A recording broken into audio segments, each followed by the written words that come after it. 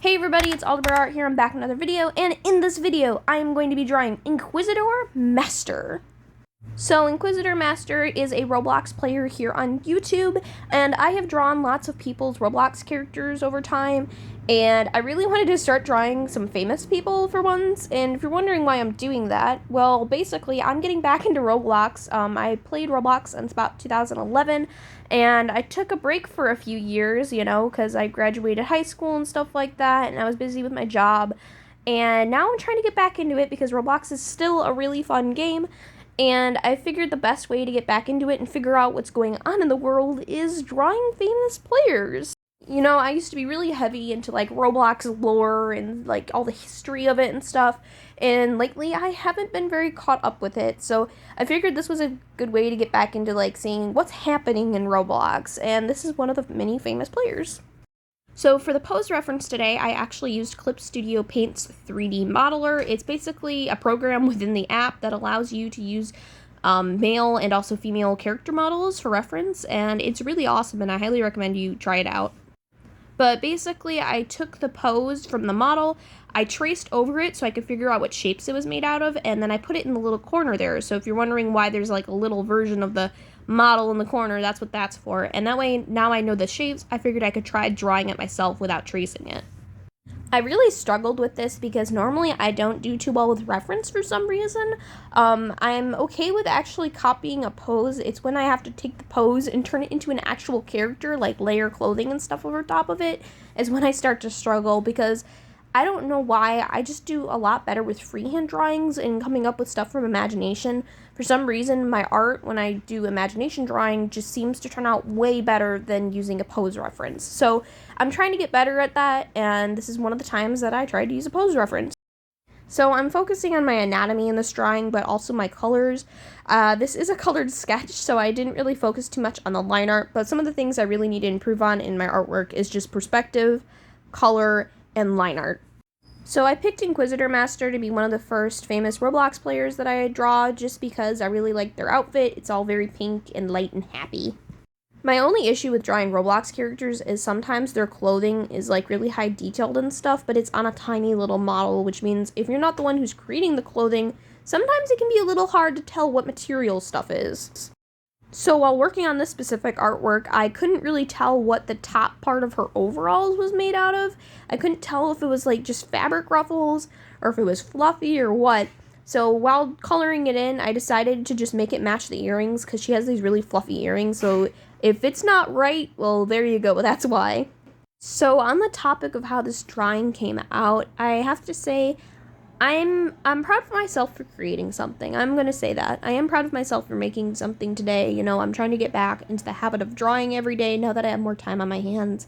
And, I don't totally hate everything in this drawing. I think the eyes are pretty cute and stuff. But if I'm talking about how the drawing turned out, the pose itself just seems a little stiff to me. And I don't know how I feel about it because, again, I'm not used to drawing from reference, and I think that's part of it, is that it's not very loose of a drawing. The gesture looks a little bit off, and I think that's why, is just because I was trying to draw from reference. I wasn't really using my imagination enough with it, so it looks just a little bit stiff.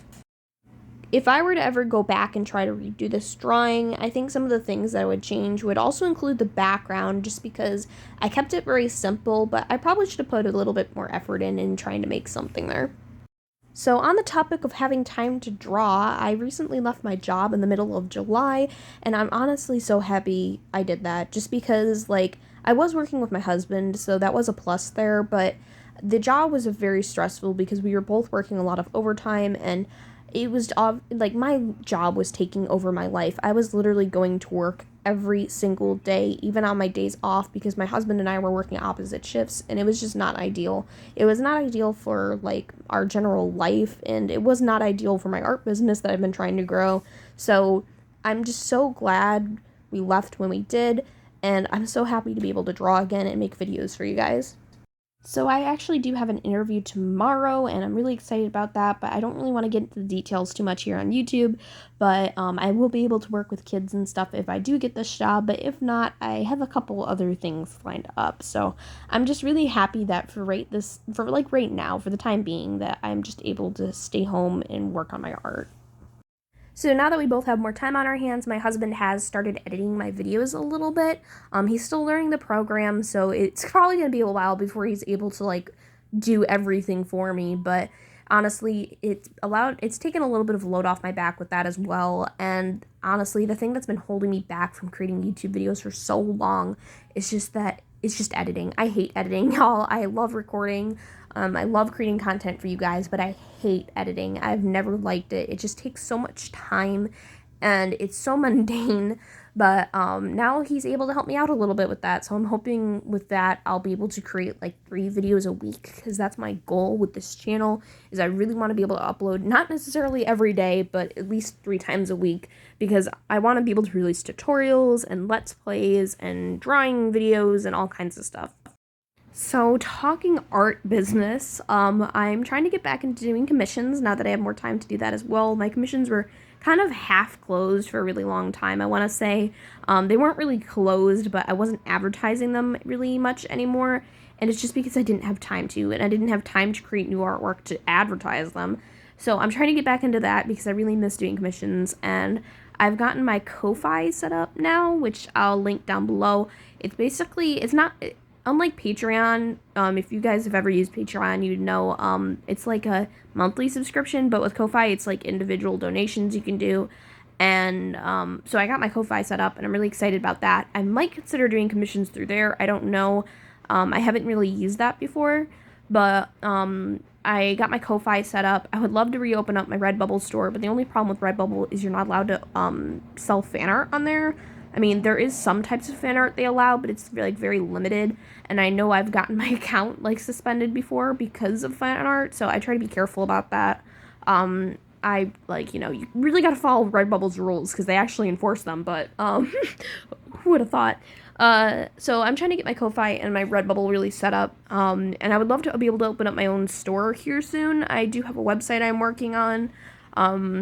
Surprise, surprise, I'm working on a website. I'm gonna offer like free printables and stuff on there, and I have like all these plans, you guys. Like, I'm so excited to get going on this stuff. I am also planning on starting up my own Minecraft server. I know my Discord people already know about that, but yeah, I just have so much stuff planned for this channel, and I can't wait to get to work on like all of it.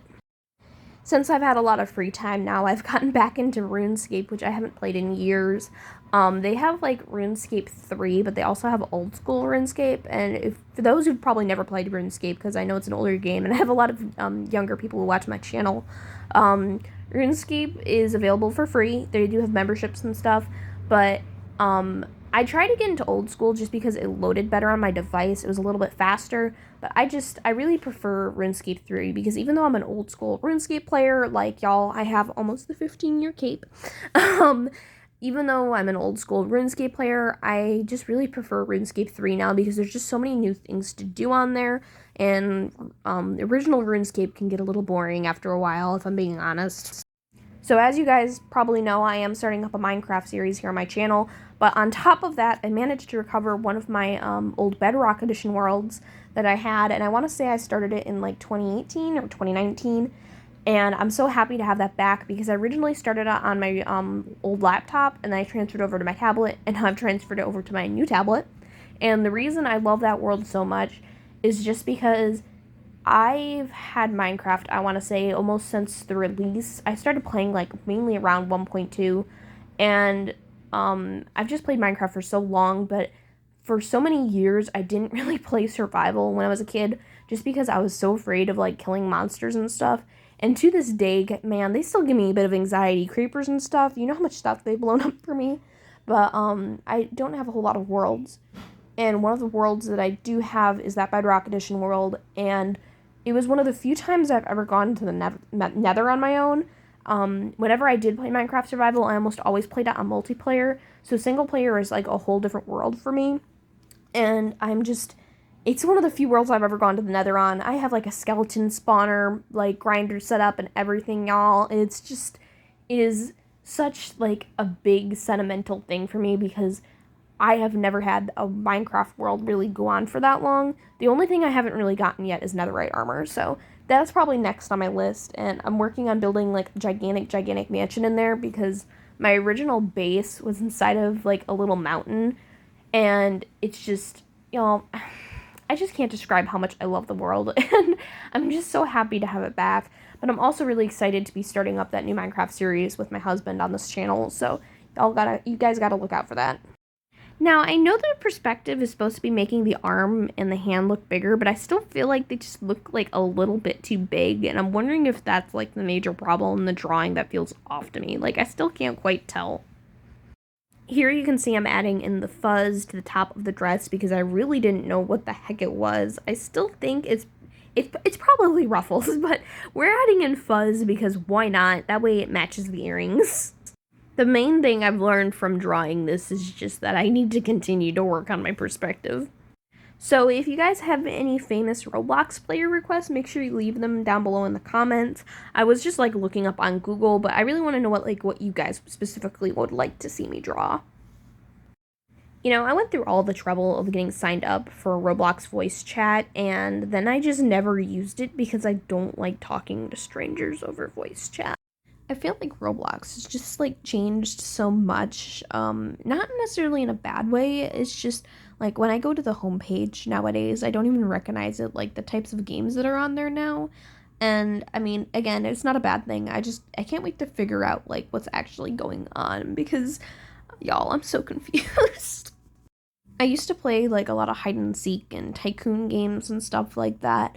There was like guess the characters, and I played a lot of obbies, but it was also just like general like role-playing games. I like really loved like the complex V7, you know, and I played a lot of the survive the disasters games. One of my favorites was like survive the 96 disasters. I had like all of the stuff unlocked. I feel like the main issue with Roblox nowadays is just that now that I've gotten older, it's a lot harder to find people that are my age to play with. There are some Roblox like adult fan groups, like it's mostly like parents of kids that are playing and they got into Roblox, but there are some other people who are, you know, just longtime Roblox players, and I'm just not like that social. I'm not social enough to reach out to them and say, hey, I want to play with you guys kind of thing. I'm just kind of like hoping and praying that I find somebody in game that's like, hey, I'm your age kind of thing. But yeah, so right now I'm just kind of playing Roblox by myself. It is nice to see that Roblox is still popular even after all these years, and the same for like Minecraft and RuneScape and stuff as well, because like these are like childhood nostalgia games, and so many things have shut down now, like Club Penguin and stuff like that, and I'm just so happy to see things that have survived. I should look up and see if Pop Tropica is still alive. I know that Pixie Hollow is dead, and RIP, I mean, that game was the best. I feel like part of the problem for Disney with Club Penguin was they did open up that Club Penguin app, but they did it way too late in the game. I feel like if they had gotten that out like 2 years earlier, they would have had more time for people to transfer over from one version to the other, and I just feel like more people probably would have stuck with it. I am happy to see that Roblox and other games are probably going to be around for another generation or two, though.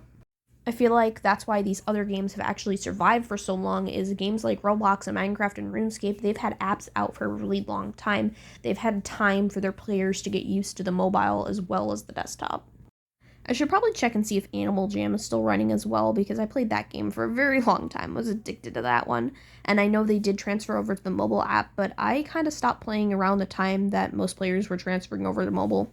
So now we're in the part of the drawing where I started adding in some colored layers and added filters to them, like overlay and color dodge and stuff like that. And that kind of just like tints the entire drawing so the colors work a little bit better together. And then I also added in some highlights and stuff. So I will be having more like famous Roblox player drawings coming in the future, so if you want to see them, make sure you like and subscribe to see those. I do also have tutorials coming out every Tuesday now, and on Saturday I have a brand new Minecraft Let's Play coming out, and it will be with my husband, and I can't wait for you guys to see that. But for right now, on Thursdays I'm mainly uploading like Roblox art and stuff like that, so make sure you guys stay tuned for that. I will be checking the comments, so if you guys have any requests for any famous Roblox characters, make sure you leave them down below, and I might draw them. And of course, I have to add the little sparkles in the eyes. I almost never forget to watermark my art, but I do tend to forget to date it, so make sure you guys date your artwork, unlike me, which I did not do here. Thank you all so much for watching, and I will see you all later. 9cat away.